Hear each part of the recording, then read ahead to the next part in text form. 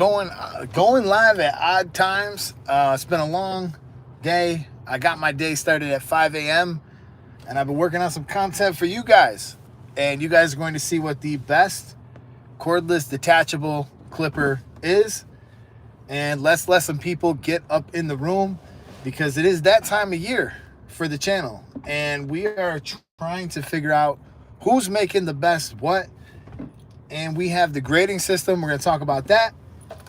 And we'll see, how we're going to format it this year. So just figured I would check in with you guys because basically this year has been crazy with the drops. There are so many things. I believe the FX1 series from Babeless is now at the house. So obviously that will be a part of it.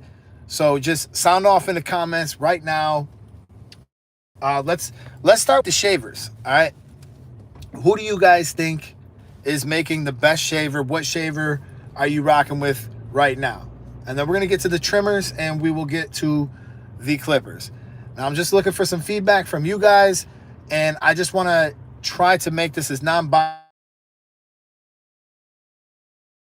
relationship with William Sport Barber, which basically means that if you mess with any of my affiliate links, I'm still going to make a commission, but I'm really trying to get down to the bottom of this in an unbiased way. And the way that we're doing that is by creating the grading system. So as bulk removal, fading, price, value in the box, and battery life. So if you got a variety of different factors, obviously price plays a small part. I actually think it's smaller nowadays than that part used to play. But I do think that the runtime matters. I think that the way that it performs matters. The type of motor matters. The application matters. So all of these factors are going to be taken into account for. So essentially this year, the grading is going to go for like battery life. If you have 5 hours of battery life, that's 5 stars. Maybe in the future, when battery life start to exceed the 5 hour point, which very few clippers do, but there is two that I can think of. The Cyborg from Gamma, 6 hours of runtime. The Saber from Gamma. I don't know why. It's like wall to wall. All right, there we go. Now it's actually to do that. I got to pick the best end. So like if I think about Andis for a second, which you guys know how I feel about Andis in general, Andis best clipper right now is it's not the Revite. Andis did not make an improvement, unfortunately, from the Andis Masters. So the Revite is never a clipper that I would consider reviewing. However, I think if I take Andis Masters and put that in there, it's still a good clipper. It's a good fading clipper, good bulk removing clipper. So unfortunately, there's not a whole lot to report new from Andis. And be honest, do you guys think that the Wall Magic Clip and Wall Senior should even be in it? Do you guys think that it should be there? There's a part of me that feels like every year I add the same clipper to the same video and there's nothing really new to report on. So, there's almost a part of me that doesn't even want to put them in the video because they're the same thing that they have been. So, I'm just wondering, do you guys think I should add the Wall clipper? Now, Wall does have a new trimmer. The High Vis will certainly be in there. And now that I've used the High Vis more and I've spent a couple weeks using it, I've started to unlock a couple of different features that didn't really stand out to me right away. Rusty says, it depends on what style you like. The more traditional, I'd say Rebel. He said new style, I'd say Instinct or X-Instinct. He said, I'm watching an old video about the Gamma Protege. I was trying to get the Babeless Black Friday, but the order won't place for some reason, so he's back to square one. I would check with William Sport Barber Supply. I know they just got a whole shipment. And also you can check with Fort Worth Barber Supply, which I seen them, and they actually have a whole nother shipment as well. So yeah, you probably got a good chance, and you guys could use my code Eddie10 at either of those places. Whoever has them, make it happen. So VIP Fades, he says, I'm a new barber. What's the best clipper for removing bulk and doing fades? So I'll tell you this. This is kind of one of the complications that you're going to run into. Do you guys remember Or have you ever played a video game where you had to give certain attributes to your character and you only had a finite amount of attributes to give away? Well, clippers are like that. So they're not all going to be, if you're telling me the strongest, I'm going to say it's a detachable. If you're asking me for the best fading clipper, I don't think anything can really beat a ergo. I really don't. I think the ergo is probably one of the easiest clippers you could possibly fade with. Now, back to that question, y'all. Now that there's a lot more people in the room, do you guys think the Wall Magic Clip or Senior should make even an appearance in the best clipper of 2024 video? Just sound off in the comment. If you think it should be there, let it be there. Peter says, recently I bought the Wall Vanish and it is great. It's a great electric shaver. So they've made a new electric shaver and they have a new trimmer, but they do not have a new clipper. I'm not aware of one, at the moment. If there's any rumors out there that you guys have heard, I feel like Wall's probably designing a clipper. I don't know anything intimately. I have not spoke with anybody at Wall. I just feel like when they came up with the trimmer, I think they got a lot of people interested in their product again, and they definitely need to reinvent themselves as it relates to the clipper. I think it'd be a huge mistake for them not to capitalize on this newfound momentum that they have. So I wouldn't be surprised if one releases X Ergo or JRL 2020C. I 100% agree with that. I think JRL 2020C, the original JRL, is just such a great clipper. I mean, I don't know if that's technically their first clipper, because I think they had those weird ones with the clicks in the center, prior to this. But that clipper that they have there, the JRL 2020C, what a great clipper and what a strong showing for a first product. Drop a little thumbs up too while we're at it. Drop a little thumbs up too while we're at it. We got a lot of people up in the room, so show some love. William Sport, and I'm sorry the feed was messing up. Did you say a best Barber combo kit?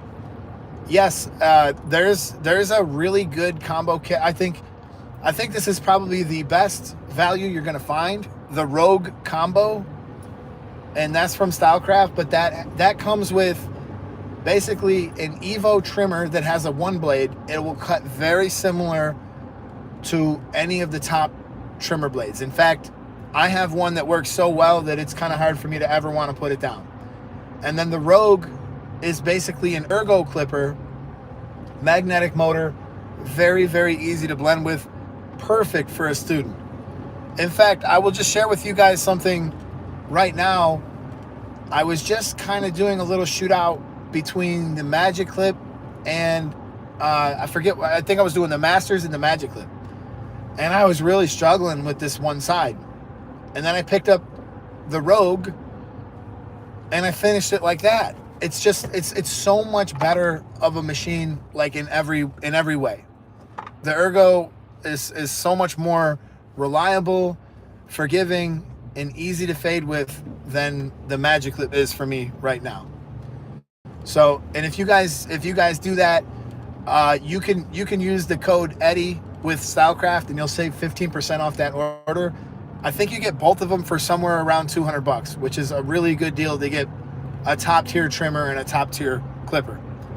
Now, when it comes to bulk removal, see, this is the thing, and that's why I try to grade these things the way I do, because not every clipper that just tears through hair, puts hair on the floor, and annihilates every section, that's not always what we want when we're blending. And that's why it's kind of interesting. If you look at like some types of clippers, they're really strong in some areas and they're not the best for other areas. Just, the JRL is a very good, it's a very good clipper for most cases. Now, is it going to remove bulk as fast as some other units? No, it won't. But does it need to? No, it really doesn't need to, because its purpose, it was designed for fading, forgiveness, having a nice big lever throw. I mean, everything that it is, it's nice the way it is. So JRL definitely makes it. I think I'll talk about the Onyx and the 2020C. There's not a huge update between the Onyx and the 2020C. I've been kind of experimenting with both of those a lot lately, and they're so similar. I wouldn't say it's like a quantum leap. So if you guys are sitting there on the fence wanting to buy a JRL clipper, personally, I like the JRL taper blade more than I like their new fade blade. So, you know, I would, if I was picking between those two, I'd probably go with the 2020C, the previous model. But, you know, when it comes to removing bulk, I've just completed the video. It's actually sitting here in my laptop. It's unreleased, and I might even release that one and another one to the members early. But basically, these are the best clippers, best corded clippers. Go ahead, buddy. Look at this guy in this little tiny car. Ain't he cute? He's just pulling out in the middle of traffic. It's all good, buddy. You go too. See, this is what I'm talking about, y'all. Sometimes you just got to be a nice driver, man. You know, these people are trying to pull out the development. We're just sitting in traffic. We're chopping it up. And, you know, some of you guys get so mad when somebody passes you or something like that. Not me, man. When you sitting in a nice truck like I am, bro, you trying to ride slow. Look at my man. He's cutting people off now. See, that's exactly what I'm talking about. When you sitting in a nice truck like this one, you riding slow. Get to your destination and enjoy the ride. You know what I mean? Now, it's not like I got no nice car, right? This is a 2013 Toyota Tacoma, and I'm going to be driving it for the next 100 years if I stay alive, God willing. But, all right, so dopest comparison and way of fading with detail. Thank you, Eddie. I didn't get many reps in, but I think your style is good to learn, and it's very analytical. And yeah, thank you, man. I appreciate that. And I'll tell you this, guys. Like, when you make videos on YouTube that are highly analytical and very, very niche, you know, like cutting hair is not there's not a big amount of people that cut hair. There's a very small amount of the population that are barbers.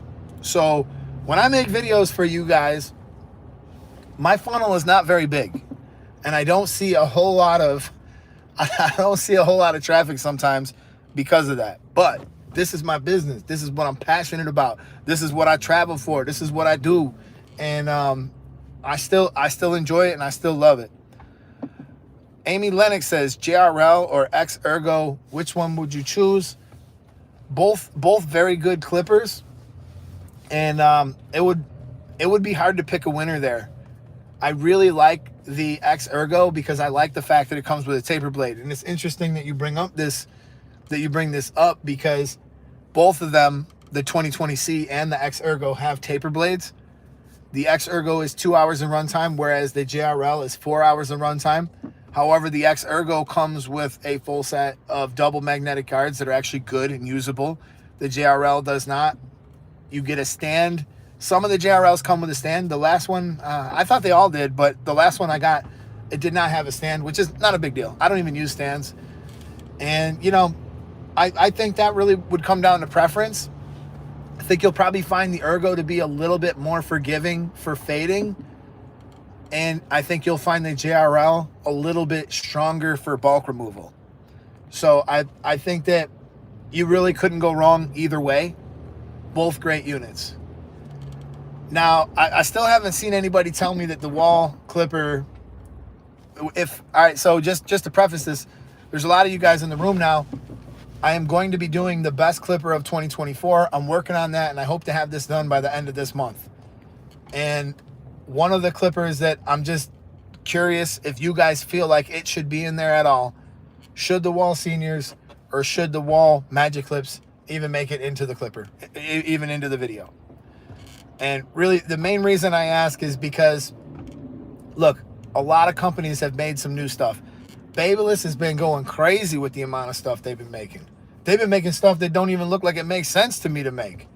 Like, I don't know if you guys know this, but Babyliss has a new motor in all of their new FX1 series with the battery changing out the back. But for whatever reason, they were really quiet about the fact that that new motor is actually in all of their new FX models. So there's the Silver Bullet. That one comes with the graphite blade. Actually cuts really well. It's a nice trimmer. And the Gold FX also has the N1 blade. And then you have removable batteries, which is nice, but on the other side of it, you have 4 hours of runtime on the new models. If I'm not mistaken, I believe it's 4 hours of runtime.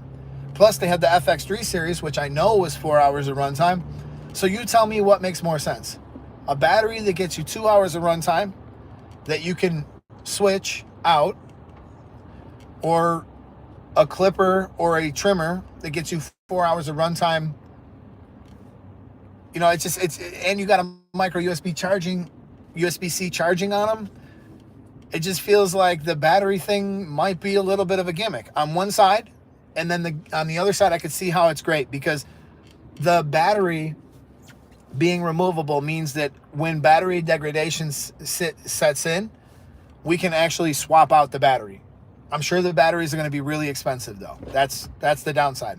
But the upside would be that if you had one of the other machines, you could use that battery. So, you know, I guess it's all in what you want, and I'm sure they're going to be pretty expensive, the FX1 series. And rightly so, because, you know, this is Babeless is trying to engineer something really special here, and they're typically a company that tries to innovate, makes some great tools, and that costs money. That definitely costs money. You know, my guy's on a bicycle yelling at people. This has been a very strange ride. Blaine says, wahoo. And Amy Linux says, don't put them. Rusty says, no, don't put them. Brian Murphy, what up, man? Yeah, so I agree. I agree with you guys. And that's kind of what I was thinking, because here I am about to develop a portion of the video that is exactly the same for, I guess this would be 3 years running that I've made this series. And it is one of the more higher performing videos that I typically do throughout the year. And if I could just delegate more time to companies that are doing things that are relevant, maybe I'll just give them like an honorable mention or something like that. What up, Tiger Gaming 13, man? Thank you for joining. I appreciate it. Yes for a shout out. Let's go. So yeah, I think Wall stays out of the video. I do hope that they're developing something new. I do feel it out there in the ether. I feel like Wall is currently stitching together something right now. And when it comes to Babeless, they always make these great products, but then there's always like this little shortcoming that just irritates me. Like the Snap FX. What a cool idea that was. But the clipper battery didn't fit the trimmer. Doesn't make any sense, because they were essentially like the same size. When you look at them, you could tell they were essentially the same battery, but for whatever reason, they decided not to let that happen. And then they got this enormous charging stand when they could have just put a USB-C or micro USB port right on the battery itself. And that would have been a great clipper. Now, if you have the Snap FX, how many times have you actually taken off the little top to clean it? I actually was thinking about that the other day. I have a Snap FX. I actually use it a little bit at home on like my kids and stuff, because the main stuff that I use at work is not that. But I have a Snap FX that I use a lot, and I thought, I wonder if there's even a bunch of hair built up underneath this little thing. So I pick it out. There's hardly any hair under there. So is it a good idea? Yeah, sure. Is it a kind of a gimmick? Yeah. Could you just blow it out with air and clean your clipper? Yeah. Pretty much. So it's just like some companies get you almost there, and then they take a shortcut. You know, like Wall's new high vis, I think that's a great little trimmer. Although I'm gonna release a short tomorrow that you guys are gonna be like, what the hell is that? Because I have a problem with one of them. I think I'm gonna take it apart and fix it, but I'm gonna share it with you guys first. So if you guys got any questions about any clippers, like, believe me, I do know every single thing there is to know about every single clipper. It is my job. I've been a clipper head for a long time. And if you guys have any questions about what would compare well with what, fire away, man. Fire away. I got a little bit more on this ride to go home, so go ahead and feel free to ask away. Now, Wall makes this trimmer, which is revolutionary for them, because because it has 2 hours of runtime. It's a completely different shape, and it has USB-C charging, an all-metal body, and a nice quality to it, and a fairly nice blade. But there's a part of me also that wonders why did they put a battery in there that's only 2 hours?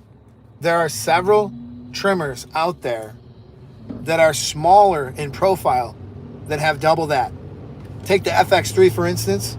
The FX3 from Babyliss, great little trimmer, especially if you get one with a blade that works really good. I've had a few that were a little wonky in the past, but I have one at the shop that works really good. 4 hours of runtime. It is as skinny as a Slimline Pro Li. So I ask myself, why wouldn't they just make it a little bit more runtime? They could have put 4 hours in it. They could have future-proofed it. And then when I grade it, because when I do these videos, I follow the grading system. I'm not using my opinions when I make the grading system. Either you have the battery life or you don't. Either you add value in the box or you don't. Either it costs $200 or $100. Like, all of that is going to equal to the grading. So I do want to see all of these companies produce tools that are better. Brian Murphy says, I think Wall finally listens to you. I was shocked that they did reach out. I was surprised that they even knew who I was. But, you know, I've been critical of practically everybody. I mean, there's nobody out there that I haven't been a little critical of. And one of the reasons why Stylecraft and Gamma likes me is I've been honest with them. I've been honest with them about everything, you know, and we have this understanding, and I do this with anybody that I am sponsored with, like with Williamsport Barber Supply. When they send me products, they're not always going to be good. And I told them that, and I said, I'm always going to try to tell the truth the best that I can, because the internet is always going to shake the truth out. If somebody releases a tool, whether it's Gamma, Stylecraft, Wall, Andis, Oster, whoever, tomorrow, and I get online telling you guys this is the greatest tool ever, and you get it and it sucks, then what do I look like? And when the rest of the YouTube community comes out and says it sucks, it's just not a good look. And there's been times where I've criticized Stylecraft and Gamma, and they've turned around and they've made improvements to those products. And I was able to take clips out of that video and say, look, I didn't like this feature before. I'm glad to see that they've done away with that, and now it's like this. So when it gets right down to it, now Saliu is asking, is Gamma your favorite brand? Yeah, I think Gamma and Stylecraft are doing so much that it's honestly even hard for me to keep up with. There's so many things that are in the works that I can't talk about, but I'm aware of. And there are so many tools that were released over this last year and a half. I mean, you had the Apex, the Sabers, the Mythic, the Rebel, the Saber Trimmer, you have the Flex. I mean, there's just been so many things that they have done that they're just putting a ton of pressure, I think, on these other companies to try to produce better things. So who was the first people you remember seeing with micro USB charging? And for me, I'm sure there was probably some clipper out there that I'm not aware of that may have had it first. But the first like mainstream company that I seen doing that was Gamma and Stylecraft. And it would be a couple of years before other companies started doing it. Now Babyliss, USB-C charging. I love to see that. Now I travel. I go to shows. I take my machines with me. I don't want to go around with a bunch of cords that I don't know what charges what. Like, ideally, when I go to a show, a lot of times I bring one micro USB charging cable. I bring my Sabers. I bring a Rebel, you know, and I'm able to charge it. So it's just the simplicity of this is great, and I am happy that Gamma and Stylecraft stepped up and made some improvements to their products and made it so that everybody else had to improve theirs as well. Competition is good. Competition is good for our industry. Now, The JRL Onyx, it would have been cool if they would have put USB-C charging. I'm going off memory here, but I don't recall it being there. So when it comes right down to it, I think it's nice to see all these other companies moving the needle. I would expect Wall to probably put forth a shaver that has USB-C charging and a clipper that also has USB-C charging. And I know for a fact that the Senior and the Magic Clip could have easily been USB-C charging, as I've learned a lot about clippers and how they're developed and how they work and everything like that. There are certain clippers that it wasn't feasible, like the magnetic motor clippers, like the Ergo. I talked to the engineers and they essentially said that it would take too long to charge. And if that's the case, that was with micro USB. So USB-C is a little different. So I think if they put that in there, in all likelihood, we might be able to see some charging there too. So Wall probably is not going to make it in the clipper department, but they will certainly be there in the shaver. I think the Vanish is a nice shaver. I think the detailer, I keep selling the detailer, the High Vis, probably kind of a funny name, the Wall High Vis. I mean, I don't know. Sitting around in the focus groups at Wall, they were like, let's call it the high visibility trimmer, which for them, okay, it was definitely a revolution to finally have a skeleton design, but skeleton design trimmers have been around for a long time. We went from sawing off our Andis outliners with a hacksaw to make it have that look, to eventually almost every single trimmer in the whole industry comes shaped like that. And, you know, are you getting any extra visibility with the Wall Vanish that you're not getting with a Gold FX or a Saber or some of these other things? No, the answer is no. But it's nice to see them come to the table with something new. You know, really, that's it. And what more can be done in the realm of clippers, honestly? I see the best things that we can improve right now are our battery life, charging options, maybe some ergonomic things, maybe some intuitive torque control kind of stuff, maybe more stuff along that line. Man, look at this, man. Y'all can't believe this. I'm trying to pull into my development here. The gate shuts itself on me. So I'm not taking it easy on nobody. I mean, I'm just looking for what more could we ask out of our clippers? And, you know, the other thing is, when it comes to blade technology, I think Wall has some great blades. But I've learned a lot about the cutting blades now. And certain types of cutting blades are going to work really well on certain types of hair.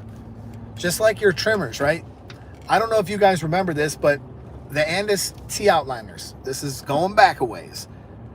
I had quite a few pairs of Andis T-outliners that would really struggle on vellus hair. Vellus hair is like those baby hairs around the top of somebody's forehead, or just really any fine hair. Mine did not want to cut that. It would cut other hair pretty well, but that hair would just get in there, kind of snag up and bind. So what that really was the cutting blade. The cutting blade didn't have fine enough teeth. So that's where I've learned a lot this year about different cutting blades. If you notice the X Instinct, it has what they're calling the shallow 2.0 cutter. They're also working on something called the standard cutter. And then most of the clippers in the Gamma Stylecraft line have slim deep tooth cutters, which work quite well on almost every hair type. Now, really fine hair seems to respond a little better to the shallower blades. So it really, it really boils down to there's a limited amount of stuff that we can do with the blades, but the stuff on the outside of the box, like Wall, Andis, a lot of times you get the clippers and they don't even give you guards. I mean, even though the guards that they currently have are probably not the best guards in the business, they don't even give you any. Like, how do you justify charging somebody like $170 for a clipper that doesn't even have the runtime, doesn't even have half of the runtime of most of the other stuff in our industry? So you're charging more and you're giving the person who buys it less. That's kind of hard to, That's kind of hard to do. Oh yeah, 130 for the JRL, brand new. Yeah, that's solid. That's solid. I mean, if you can get the JRL that new, it's a good deal. So when you get right down to it, you know, I would like to see more. I would like to see more around the clippers, because I think a lot of the stuff that we have out here is good, and we need some new stuff. So, all right, you guys, I'm going to wrap it up right now, and I'm going to let you go. Any other thoughts that you guys have about what you think should make it into these 3 videos? Best clipper, best trimmer, best shaver of 2024. That's what we've been talking about today. If you think something should be there, drop it in the comments. If you think something should not be there, drop it in the comments. I am definitely checking on all that stuff as I develop these videos. And I do have the new FX1. I just pulled up to my house, and it looks like it's sitting in a box right in front of the house. So, yeah, I'm gonna have plenty of videos with the FX1 series.